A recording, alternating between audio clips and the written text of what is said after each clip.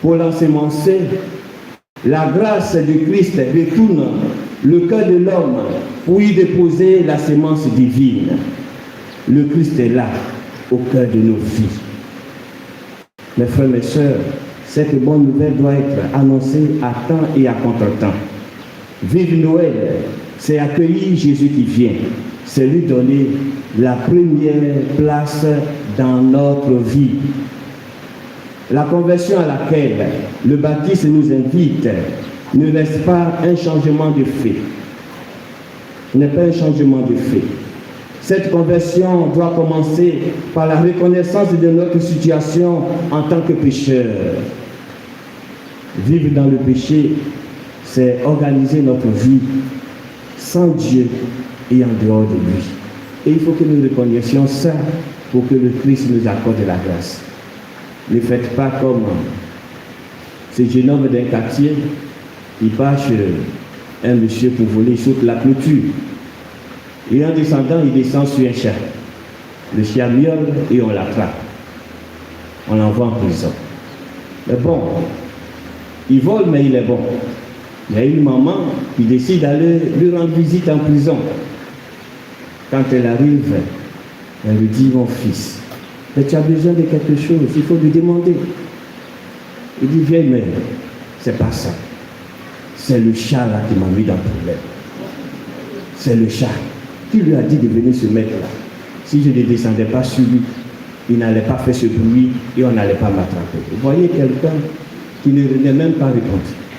Il ne reconnaît même pas ses péchés. Il accuse le chat qui a fait qu'on l'attrape. Non. Le Seigneur nous demande de reconnaître nos péchés devant lui. La Bible nous dit, le péché est une offense à Dieu. Nous le savons tous.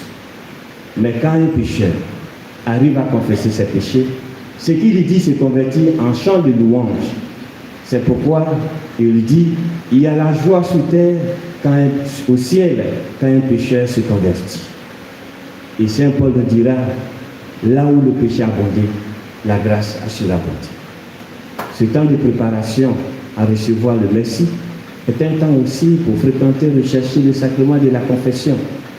Ne passez pas une année, ne passez pas 6 mois, ni 3 mois sans vous confesser.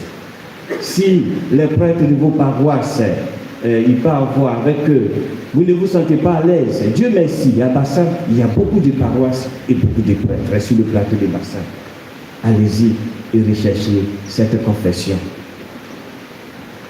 Oui, frères et sœurs,